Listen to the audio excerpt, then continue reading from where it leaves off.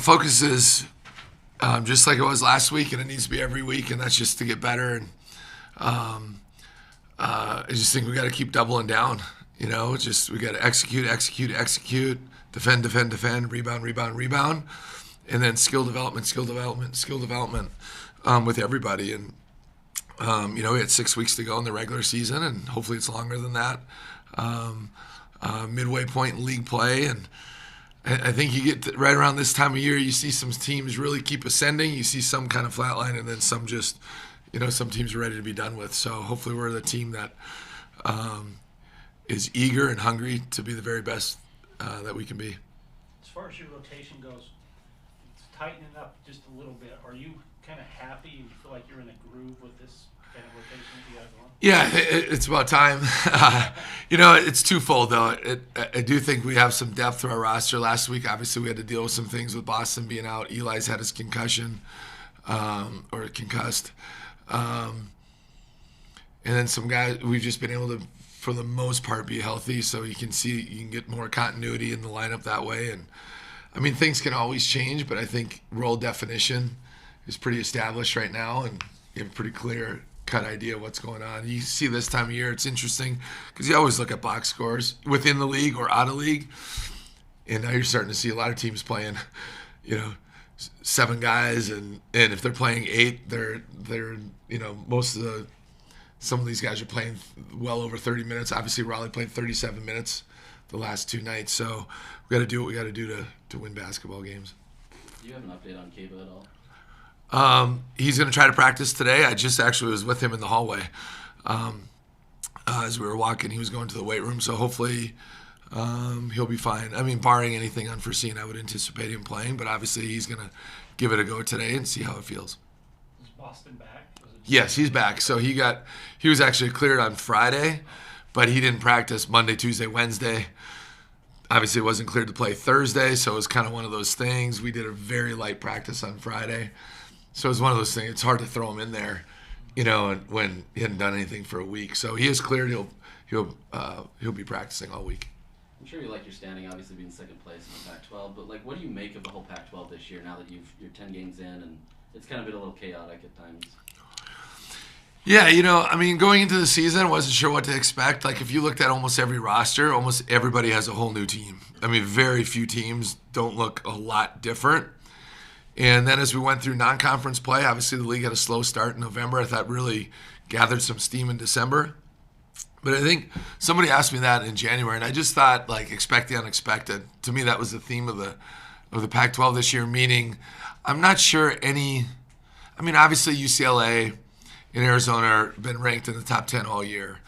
Other than that, I'm not sure any score is surprising, right? I watched the Oregon game against Arizona on Sunday, and it's like, oh my goodness, Oregon looked like a top 10 team, So I don't know. I just think you expect the unexpected. We beat Cal, and then they, we're up 20 something on Colorado, and I forget who they played the next game, and they thumped them too. So it's just, I don't know. It's just been all over the map that way. As far as playing the Oregon schools again after it seems like you just played them, is that just the quirk of the schedule, and will it be difficult to get your guys focused because they handled? Yeah, it's different. Last weekend against Washington State and Washington's a single game. Washington State was the first time going around, the second time with this team, and I felt like it was beneficial. Like, there was a familiarity with Washington State. Haven't played them, and I think your prep time is maybe a little bit less because of that, because of the familiarity. And it just feels like we played these guys 2.5 weeks ago, which we did. So yeah, it expedites the process, right? And especially when it's just 2.5 weeks ago, they played 4 games, we played 4 games. Teams can grow and change and be different. Oregon State is playing, well, both these teams actually, ironically, are a little bit different. Oregon State is so young, and when we played them the first time, they were playing, I think we prepared for 12 guys in the scout, personnel-wise, and it is a big personnel game, and they've switched their starting lineup a little bit in terms of their front court. Their back court, they're still playing the same guys. And then Oregon looks very different. They've added a couple guys since we played them, and Oregon number 5.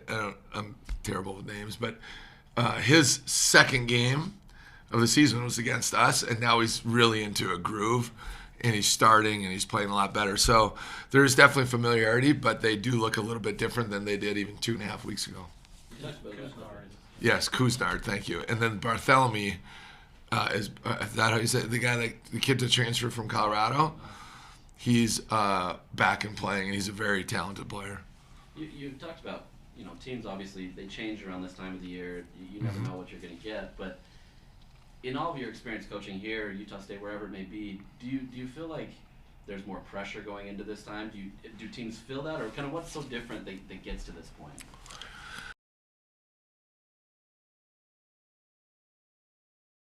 It's a privilege, and I know it's a little bit cliche-ish, but it's true. Like, you want that, But I never look at it like that. I just look at, as a coach, I've always felt like our job is, you got to see the big picture, but you also you have to see the whole picture, and you got to see the picture, paint the picture, sell the picture, and we have minimum 6 weeks. We have 7 weeks with the conference tournament, and hopefully there's more than that. So we still have 2 months here.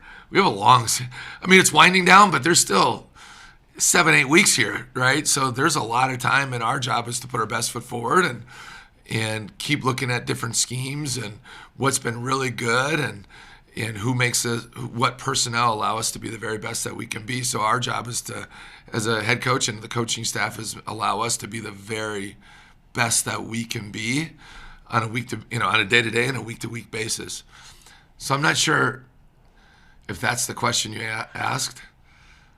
If that's what you're alluding to, it's easy for everybody, fans, media, everybody to, and it's fun, right? You're looking at standings, you're looking at all that stuff. I don't worry about that stuff. I'm really old school that way. I don't care. I care, but I don't want to be at the bottom of the standings. But it doesn't matter.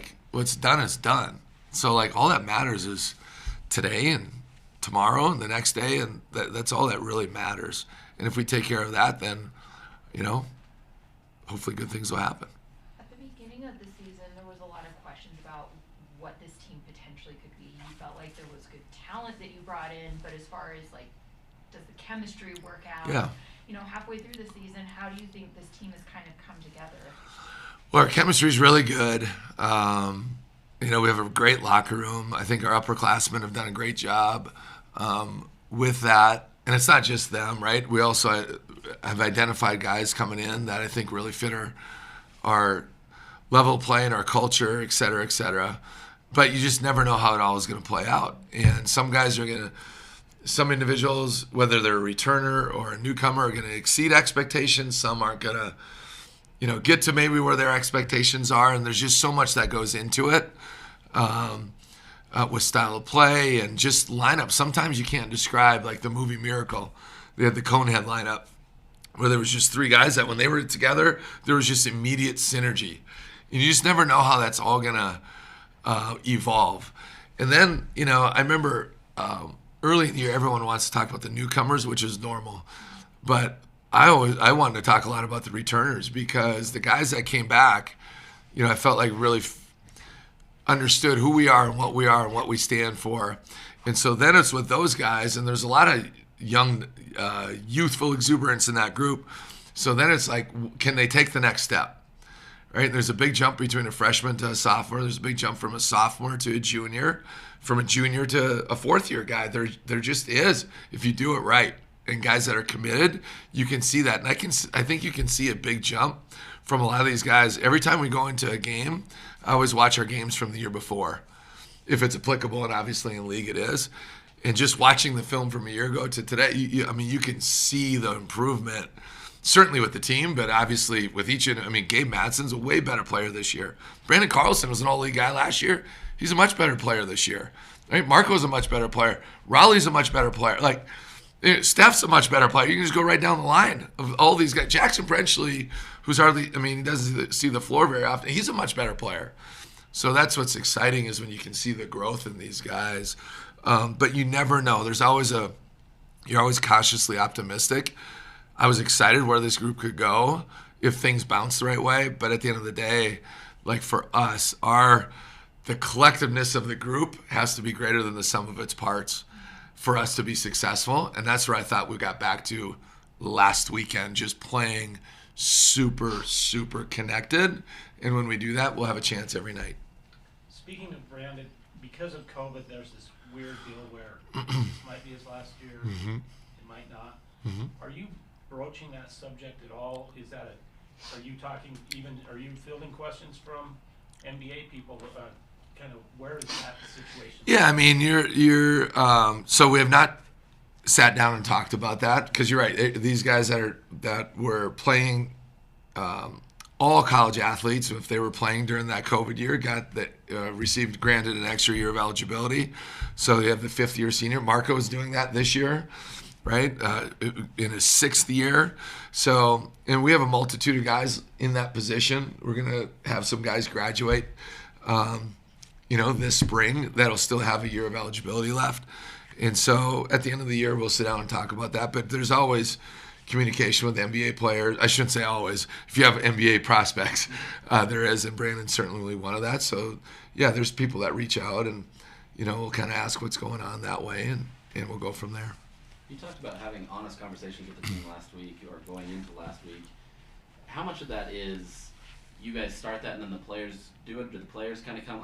Because they were kind of saying, they had their own honest conversations. And do you feel like that's more where a team changes, not from you guys necessarily? I mean, obviously you have to. Yeah. But I mean, and I really believe this. Good teams are coached by the coach, and great teams are coached by the players and have internal leadership. You have to have that. I mean, we have, and that's not absolving us, because we're gonna put our best forward and try to do everything right, whether it's the X's and O's piece and developing continuity, but you also hope to inspire and motivate, right, guys to be their very best, and discipline and accountability, right, and fight for your culture all the time.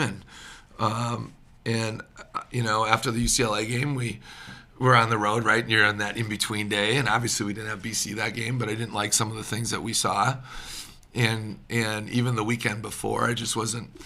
And so I thought some of the upperclassmen specifically said some great things to the team.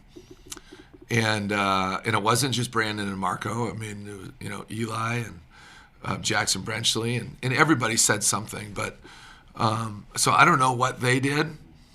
I don't know. It's the first I'm hearing that, but I'm sure they did do something, because we do have good leadership. So it matters. They see everything behind the scenes, right? We see what we see. You know what I mean? And so that's why hopefully you recruit great character, and you have to have talent, but you have to have mindset. And so you recruit great character, and then you have to have great leadership from everybody in the program, but specifically the upperclassmen.